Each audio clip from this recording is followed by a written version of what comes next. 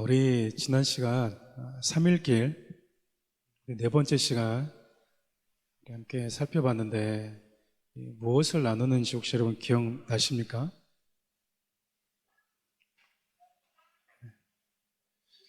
그 제목이 무엇이었는지 여러분 혹시 기억하시는 분은 없으신 듯해요. 여러분들이 잊어버리시기 때문에 또 저 같은 목회자가 필요한 것 같습니다. 우리 지난주 제목이 가장 힘들 때 생각나는 친구였었죠. 가장 힘들 때. 왜 제가 가장 힘들 때 생각나는 친구라고 적었냐면 실질적으로 하나님이 가장 힘들 때, 가장 고통을 느낄 때 가장 먼저 생각했던 친구가 아브라함이었기 때문에 그렇습니다. 하나님께서 느끼시는 가장 큰 고통이 있었다면 바로 독생자를 우리에게 내어주어야 되는 고통이었는데, 그 고통을 함께 공유할 수 있는, 또 그 아픔을 공감할 수 있는 친구로 하나님이 아브라함을 선택을 하셨죠. 그래서 어떤 목사님께서 이제 글을 쓰실 때 이런 내용의 글을 쓰신 게 기억이 나요. 하나님께서 독생자를 십자가에 못 박으실 때 홀로 고통과 아픔을 느끼고 있는 그 시간, 천군 천사들이 와서 하나님의 눈물을 닦아주려고, 하나님을 위로하려고 정말 이곳저곳 천국에서 수많은 천군 천사들이 모여들었는데 하나님의 위로를 받지를 못했다. 그런데 그때 저기서 누가 한 사람이 뚜벅뚜벅 걸어오는 거예요. 누구였을까요? 누구였겠습니까? 네. 아브라함이었겠죠. 아브라함이 하나님 보좌로 다가가서 하나님의 눈물을 닦아주고, 그리고 아브라함이 하나님께서 아브라함의 얼굴을 보면서 위로를 느끼셨다 라고 표현했던 그 내용이, 그 글귀가 생각이 납니다.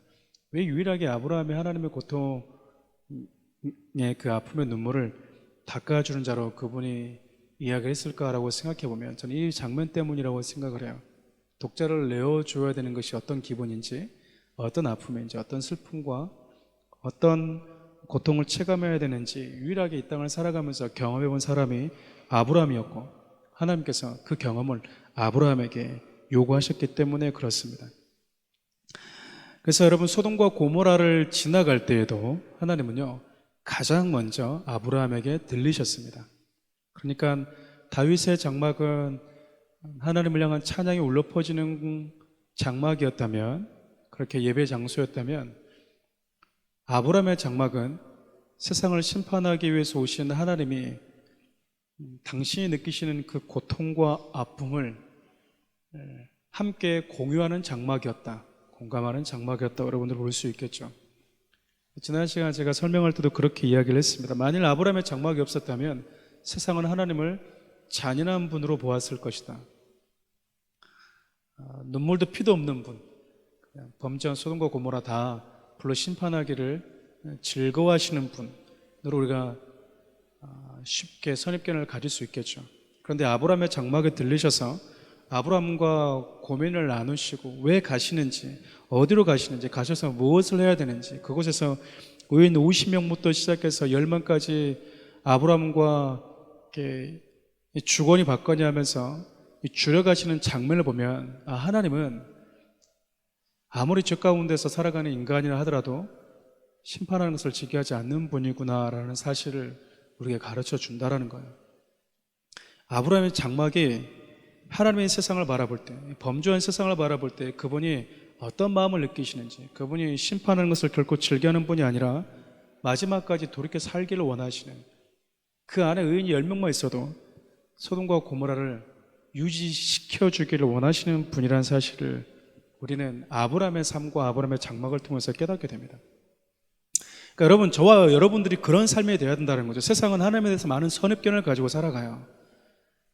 정말 많은 선입견을 가지고 있는데, 그 선입견을 세상에 저와 여러분들을 만나고 대화하고 여러분과 저를 볼 때 그 선입견이 하나씩 무너져야 된다는 거예요.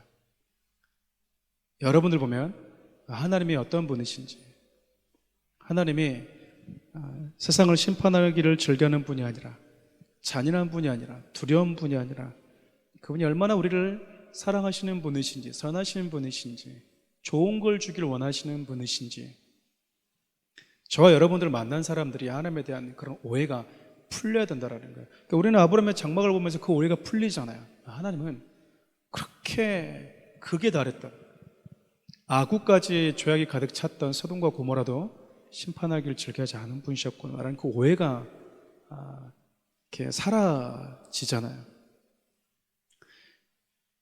그래서 여러분, 하나님에게 아브라함은 그런 의미가 있었다라는 겁니다.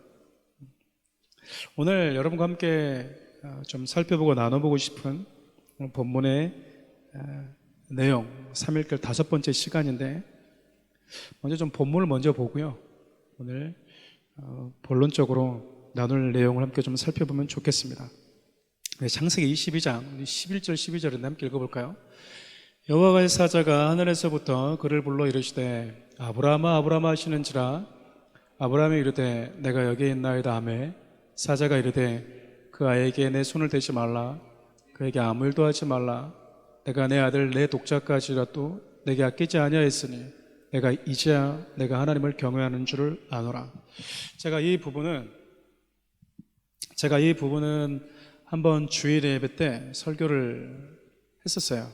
그래서 오늘 내용을, 오늘 양육 강의 내용 제목을 똑같이 잡아봤습니다. 이래도 모르겠니? 라는 건데, 여러분, 지금 하나님께서 아브라함에게 모리아산까지 오라 라고 얘기를 하셨죠. 모리아산까지 아브라함이 걸어가고 있습니다. 근데 여러분, 아브라함이 3일길을 걸어가면서 함께 했던 사람들이 있었어요. 이삭이 있었고 그의 종들이 있었습니다. 그런데 3일길을 걸어가는 동안 유일하게 고통을 느끼는 사람은 누구뿐이었을까요? 네, 아브라함뿐이었겠죠. 왜 아브라함이 유일하게 다른 사람과 달리 유일하게 고통을 느끼는 사람이었을까요?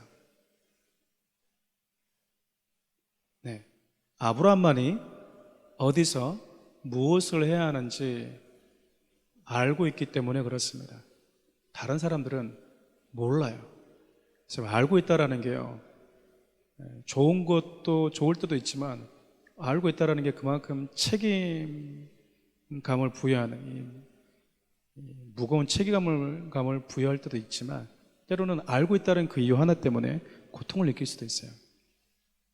그러니까 여러분, 유일하게 언제 어디에서 무엇을 해야 하는지 아는 아브라함은 고통을 느꼈다. 그러면 동시에 인류가 범죄하기 시작했을 때부터 언제 어디서 인류를 구원하기 위해서 무엇을 해야 하는지 유일하게 알고 계신 하나님도 아브라함처럼 유일하게 뭘 느끼면서 걸어오셨다라는 이야기일까요?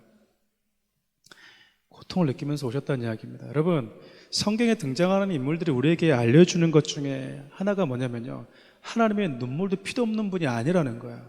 그분이 세상을 창조하시는 능력이 있으시고 뭐 하나 부족함이 없는 전지전능하신 분임에도 불구하고 그분이 감정이 있다라는 거야. 그분이 슬픔을 느끼신다라는 거야. 제가 책에도 썼는데, 하나님이 슬픔과 아픔이라는 이 낯선 고통을 느끼는 건 저와 여러분 때문입니다. 그러니까 저와 여러분들이 존재하기 시작하면서 느꼈던 고통이고, 또 저와 여러분들이 존재하면서 하나님이 경험한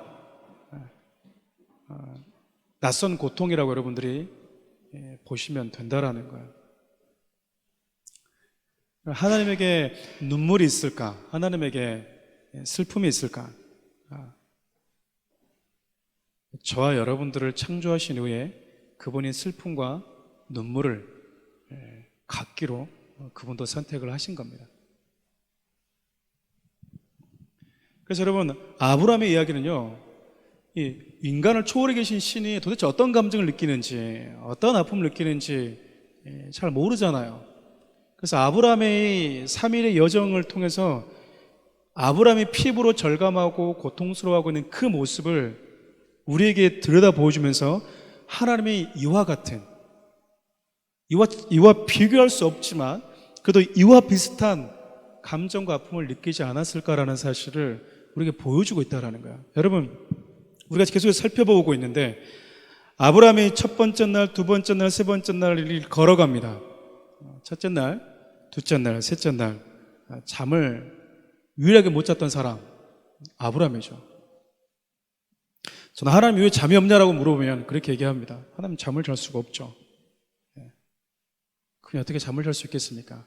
독생자를 내어 주어야 되는데, 구원해야 될 영혼이 남아 있는데 어떻게 구원할 수 있겠습니까? 이렇게 쉽게 말하면 눈을 감고 편하게 잘 수 있겠냐 그 말이야. 여러분, 첫째 날 아브라함이 잠을 잤을까요? 못 잤을까요? 네, 둘째 날은요? 네, 셋째 날은 잤겠습니까? 네, 잠을 자지 못했을 겁니다.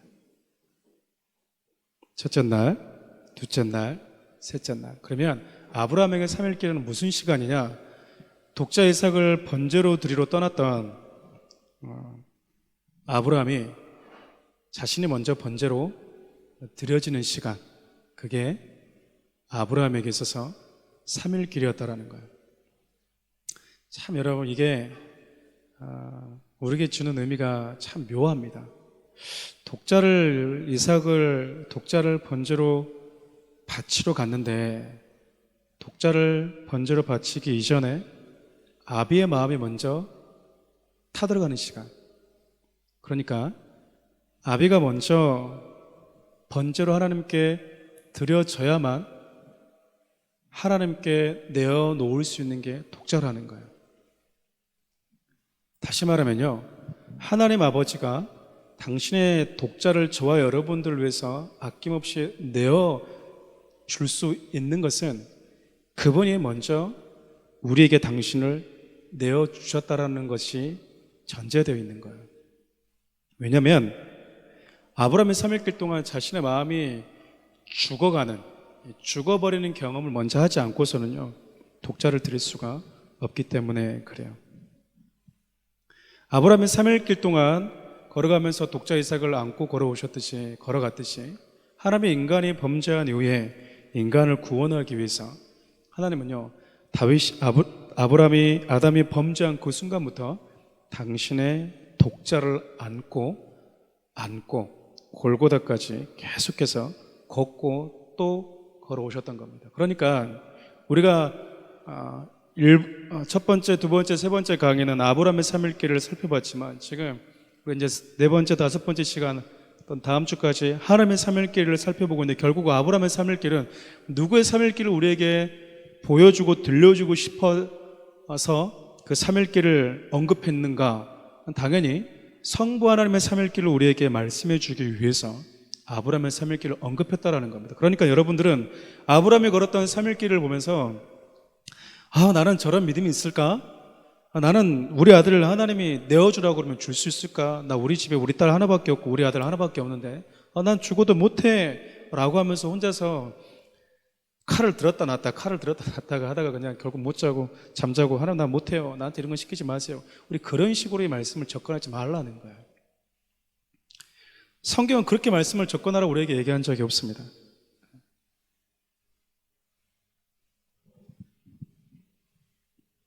참 여러분, 독특한 게 뭐냐면요, 하나님이 막상 모래산에 도착해 보니까 모든 것을 다 준비해 놓고 있었다라는 사실이에요. 전부를 다 준비해 놓고 있었어요. 근데 왜 우리가 이렇게 모든 것을 준비해 놓은 여호와 일의 하나님을 경험하지 못하는가? 우리가 끝까지 가지 못하기 때문이라고 제가 반복해서 여러분과 함께 나누었습니다. 결국 여러분, 하나님이 준비해 두신 선물을 우리가 경험하지 못하는 이유는 끝까지 가보지 않기 때문이고, 동시에 하나님이 준비해 놓았는데 결국 하나님이 준비해 놓은 것을 보지 못하고 이 땅을 떠난 성도들이 얼마나 많다라는 의미일까요? 베드로가 천국을 가보았습니다. 천국에서 이제 12지파가 다스리는 하나님 예수님과 함께 천국을 이제 관리하는 위치를 맡게 됐어요. 한 성도가 이제 천국을 가게 됐습니다. 놀라운 천국의 아름다운 광경을 보면서 이것도 궁금하고 저것도 궁금하고 너무 멋있는 게 너무 많은 거죠. 그런데 저기 보이는 커다란 이 자물쇠로 잠겨져 있는 것 같은 커다란 창구가 보이는 거예요. 베드로에게 물어봅니다. 저게 뭡니까? 그러니까 저것은 안 보는 게 속 편할 겁니다. 근데 우리 하필이면 천국 간 사람이 대한민국 사람인 거예요. 궁금해서 참을 수 있겠습니까? 그래서 막 달려가서 그 창고 문을 이렇게 딱 열어본 거예요. 딱 열었더니 선물 보따리가 툭툭툭툭 떨어지는 거예요. 선물 보따리가. 그래서 이렇게 물어봤어요. 이 많은 선물들은 뭡니까? 하나님이 이 땅에 살아가는 성도들에게 주려고 다 준비해 놨는데 결국 성도들이 받지 못하고 다시 올라온 하나님의 선물들입니다 라고 이야기하더라는 거예요. 여러분, 물론 만든 이야기이긴 하지만 저는 충분히 일리가 있다고 생각을 해요. 왜 우리가 하나님이 다 세팅해 놓고 준비해 놓은 것을 결국 많은 성도들이 보지 못하고 올까? 얼마나 많은 성도들이 하나님이 준비해 놓은 그 선물을 결국 받아 누리지 못하고 인생을 살면서 하나님에 대한 왜곡에 반복된 그 굴레를 벗어나지 못할까? 여러분, 하나님은 근데 아브라함에게는 그가 끝까지 하나님 약속한 장소까지 올 거라고 믿고 있었다라는 사실이에요. 끝까지 올 수 있도록 하나님이 아브라함에게 누구 한 분을 보내주십니다.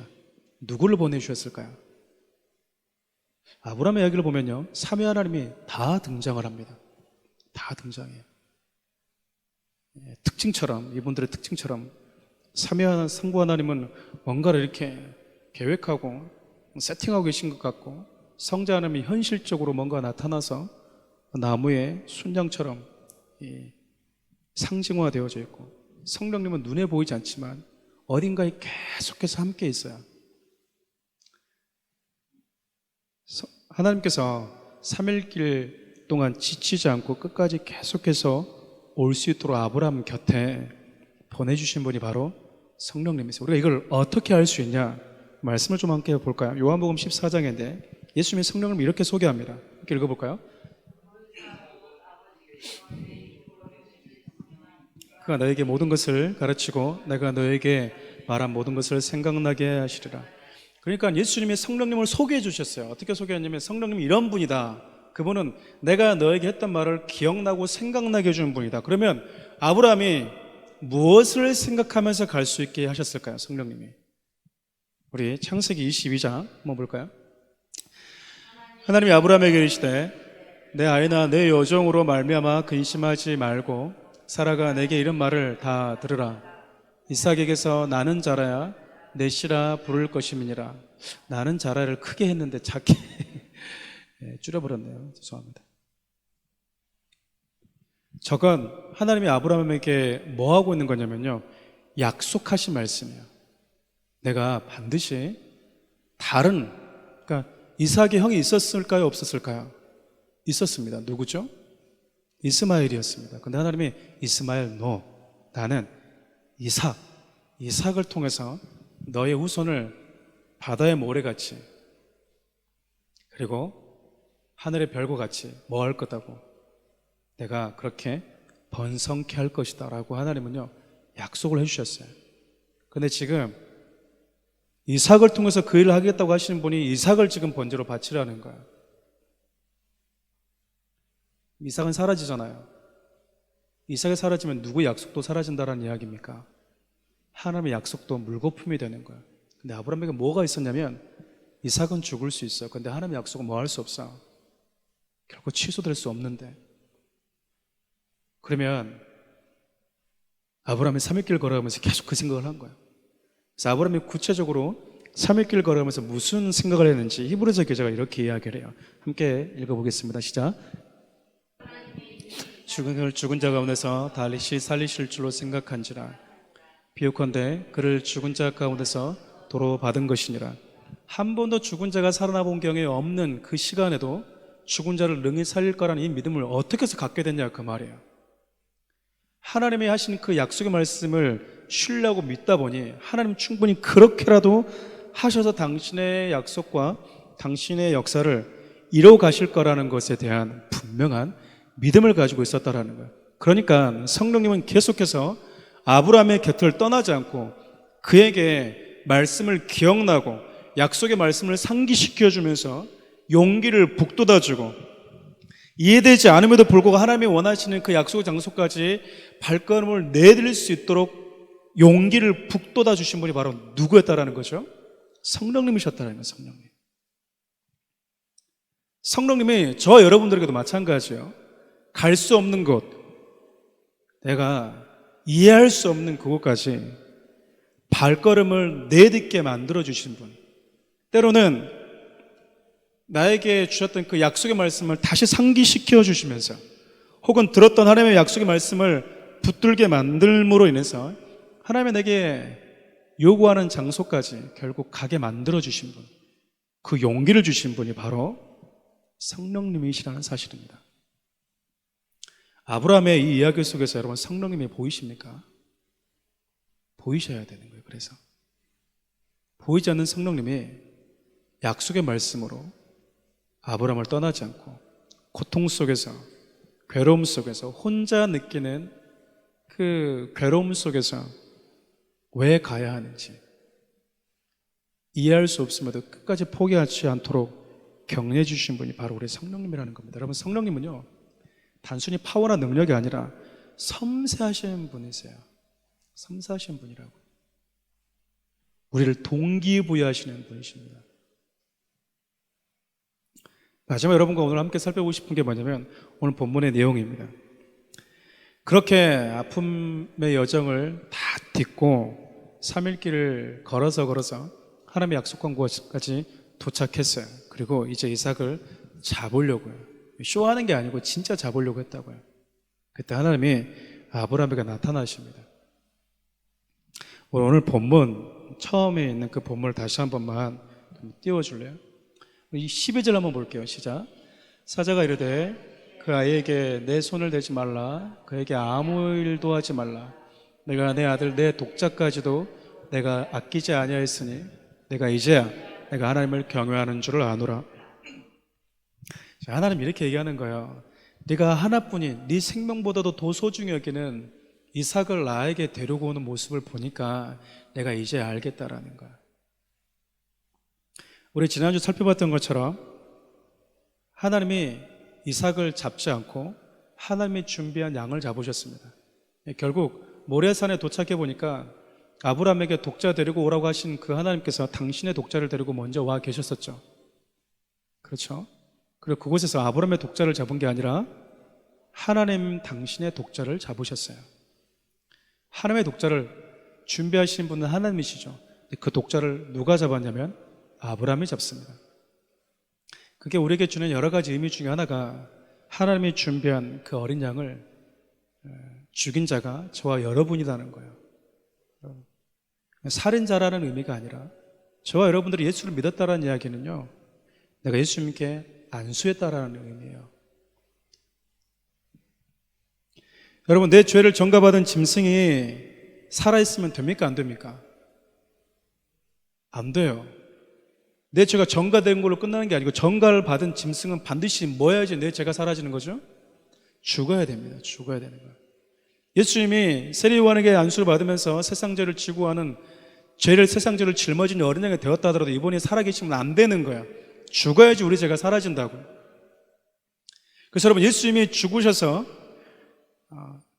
우리가 다시 회복되었다, 그 말은요, 내 죄가 사라졌다, 그 말은 나도 예수님께 뭐 했다라는 거예요. 안수한 사람 중에 하나라는 겁니다. 그렇게 하나님이 준비한 독생자를 아브라함이 직접 그곳에서 잡아요. 그럴 때 하나님이 이제 아브라함에게 이렇게 얘기하는 거예요. 내가 네 독자라도 아끼지 않는 걸 보니까 내가 이제야 네가 나를 사랑한 걸로 사랑한 것이라는 이 마음이 든다, 이 말이야. 이게 말이 무슨 말인지 제가 좀 더 설명을 하겠습니다. 제가 예전에 하나님께 이렇게 질문한 적이 있어요. 하나님, 독생자를 보내주셔서 너무 감사한데, 참 감사한데, 아니 우리 죄를 위해서 죽으시려면 성부 하나님이 죽으시지 왜 그렇게 사랑한다고 하는 아들 하나님을 죽였어요? 아니 뭐 설명 안 해줘도 괜찮아요, 하나님. 근데 나는 좀 그것이 궁금했어. 이렇게 어렸을 때부터, 중학교 때부터 계속 그게 궁금했었어요. 왜 그렇게 사랑하는데 왜 그냥 하나님 마치 이런 것 같았어요. 나 애들 구원하고 싶어. 그러니까 네가 대신 죽어. 이렇게 좀 독자한테 좀 이렇게 떠미는 느낌. 봐, 내가 이렇게 사랑하지. 3일길을 같이 저와 함께 나눴기 때문에 여러분 충분히 이해하실 거라고 생각을 해요. 여러분, 자녀가 있으시기 때문에 아마 여러분도 이해하실 거라고 생각하는데, 여러분 이제 하도 비정상적인 부모들이 많아요. 그러니까 자식이, 부모가 자식을 위해서 존재하는데 마치 자식이 부모를 위해서 존재하는 것처럼 느끼는 부모들이 있어요. 정상적인 부모들이 아닌 거예요, 이거는. 여러분, 만일 내가 내 아이와 손을 잡고 걸어가다가 위험한 상황이 생겼을 때 내가 피하자니 내 자식이 죽을 것 같고 내 자식을 살리자니 내가 죽을 것 같을 때 부모는 어떤 행동을 할까요? 아니 둘 다 같이 살면 너무 좋아. 둘 다 같이 살면 베스트인데 내가 살려고 하니까 얘가 죽을 것 같고 얘가 살려고 하면 살리자니 내가 죽을 것 같을 때 부모들은요, 여러분 무슨 결정을 하죠? 정상적인 부모들은요, 내가 대신 죽고 자식을 살립니다. 왜 부모가 그런 결정을 할까요? 왜 부모가 그런 결정을 할까요? 여러분, 부모의 생명과 자녀의 생명은요, 경중을 따질 수 있는 생명이 아니라고요. 그러니까 엄마가 나이가 좀 많이 먹었으니까 엄마 생명이 조금 더 귀하고 아이는 아직 어리니까 아이 생명은 조금 더 가볍고, 이게 아니라 인간의 생명은요 똑같아요. 동등한 생명이라고, 가치 자체가 똑같은 생명이라고요. 그런데 부모가 그런 결정을 한 것은 뭐냐면 내 생명보다 자녀의 생명을 더 소중하게 여기기 때문에 그래요. 소중하게 여긴다고 해서 소중한 것도 아니에요. 근데 부모는 그렇게 여긴다고요. 제가 처음 제 딸을 낳았을 때, 제가 결혼하기 전에는 이제 제 아내를 위해서 죽을 수 있겠다 이렇게 생각을 했습니다. 결혼할 때야 여러분 무슨 말을 못 하겠습니까? 결혼할 때는 할 수 있는 모든 말을 다 해야 됩니다. 근데 이제 결혼 와서 정신이 드니까 고민이 살짝 될 것 같아요. 물론 그 고민 끝에 제가 목숨을 내어 던지겠으나 고민은 좀 될 것 같습니다. 근데 제가 이 자식을, 첫 번째 딸을 딱 놓았을 때 만약 그런 일이 생긴다면 기꺼이 내가 죽어야지, 이 고민이 안 되더라고요. 고민이 되셨나요? 고민이 안 돼요, 여러분. 제3자가 보면 아비의 생명이나 아들의 생명은 똑같아요. 우리가 보면 성부 하나님의 생명이나 성자 하나님의 생명은 똑같다고요.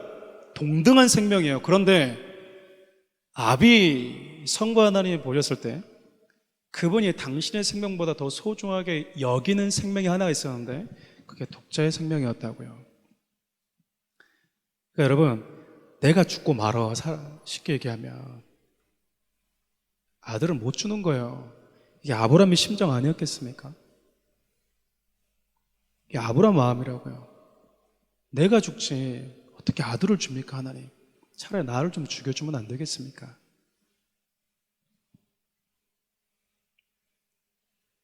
네, 지금 아브라함이 지금 이 마음을 느끼고 있는 거예요. 그러면 결국 아들 달라는 이야기는 나까지 달라는 이야기야, 지금 하나님이. 아들 달라고요? 나도 죽어라는 이야기잖아요. 그래, 맞아요. 여러분, 하나님이 독자를 주었다고? 그럼 여러분, 그분이 먼저 죽은 거예요. 성부 하나님이 먼저 당신을 우리에게 내어준 사건이라고요.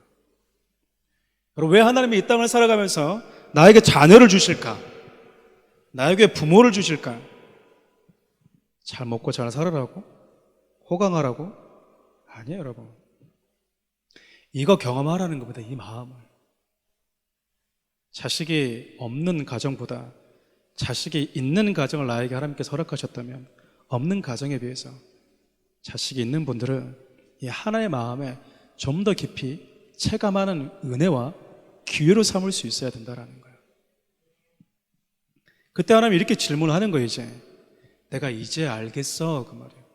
네가 네 생명보다도 더 소중히 여기는 독자를 나에게 데려오는 모습을 보니까 네가 나를 사랑하는 줄 내가 알겠어. 여러분, 이것은 하나님 우리에게 역으로 던지는 질문과 똑같아요.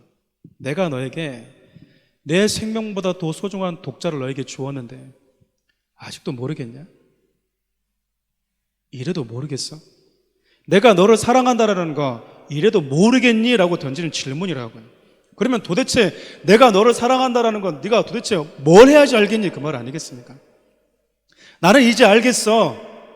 이 얘기는요, 아담의 신앙에 대한 칭찬으로 끝나는 게 아니고요, 독자를 데리고 왔던 그 아브라함의 모습을 보면서 하나뿐인 독자를 저와 여러분들에게 내어주시는 그 예수님의 모습을 우리에게 내어주시는 그 하나님의 마음을 우리에게 들려주면서 우리에게 역으로 질문을 던지고 있는 거야. 나는 너에게 독자도 내어주었고 독자를 내어주기 위해서 나도 3일길을 걸어서 너에게 나를 다 주었는데 아직도 내가 너를 사랑한다라는 걸 이래도 모르겠냐라고 던지는 질문이라고요. 근데 우리는 어디서 하나님을 사랑을 찾으려고 합니까? 이번에 복권이 당첨됐어. 우리 집 나를 사랑하시는 것 같아. 내가 이번에 승진을 해서 하나님 나를 사랑하시는 것 같아. 왜 하나님 우리 자식은 똑같이 시험 봤는데 떨어집니까? 저 권사님은 붙게 해주고 나를 사랑하시긴 해요?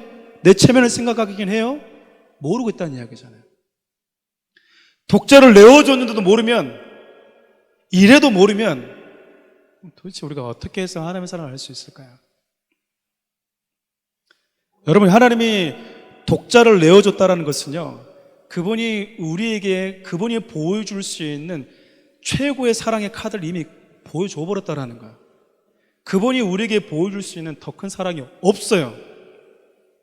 근데 우리는 예수님은 알겠고, 예수님 말고 하나님 다른 거 보여줘요. 다른 걸로 나를 사랑한다고 나와 함께 있다는 걸 검증해줘라고 이렇게 어리석게 얘기하고 있다는 거예요. 나는 알겠는데 너희들은 모르겠니? 라고 던지고 있는 질문이라. 말씀 한번 다시 띄워줘 볼래요? 12절 여러분, 내가 내 아들 내 독자까지도 내게 아끼지 아니하였으니 내가 이제야 내가 하나님을 경외하는 줄 아노라. 다시 말하면 이게 내가가 아니라 하나님께서 내가 내 아들 내 독자도 아끼지 않고 너희에게 내어 주었는데 너는 이제 내가 너를 사랑하는 줄 알겠느냐? 라는 메시지라고요. 여러분들, 하나님이 여러분을 사랑한다는 그 사랑을 어디에서 무엇을 보고 확인하고 싶어 하십니까? 통장에 쌓이는 잔고입니까? 일이 술술 풀리는 겁니까? 우리 인생에 강건하면 70이고 좀 더 많이 살면 80이라고 하는데 아직까지 모르고 있다는 건요, 하나님이 당신의 독자를 아담이 범죄했을 때부터 안고 오셨을 때 그분에게 그 3일이 어떤 아픔과 어떤 의미가 있는 시간이었는지 우리가 전혀 관심을 갖고 있지 않다라는 말밖에 안 되는 거야.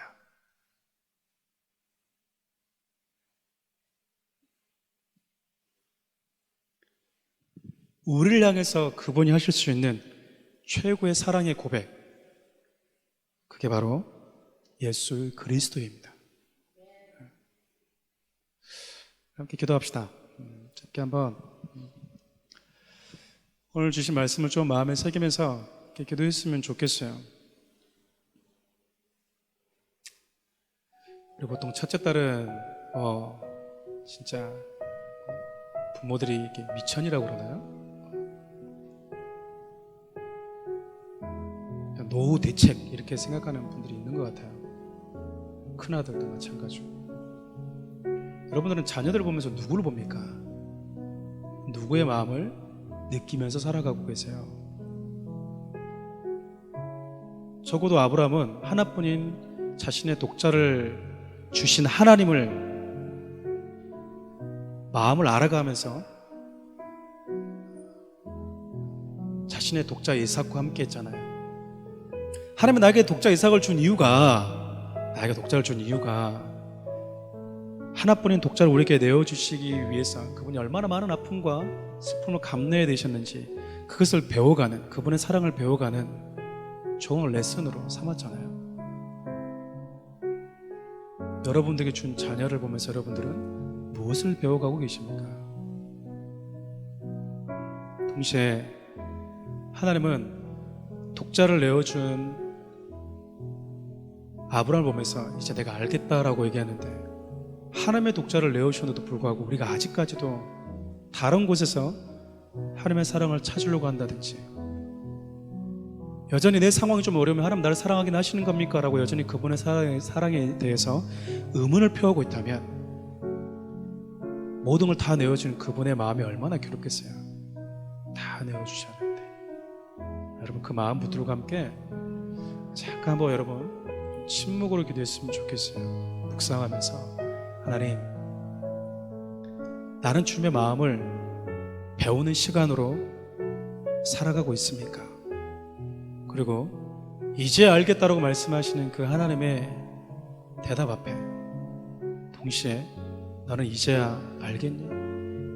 이래도 모르겠니? 라고 하는 그 주님의 질문 앞에 서보는 시간을 가졌으면 좋겠어요. 여러분, 기도할까요?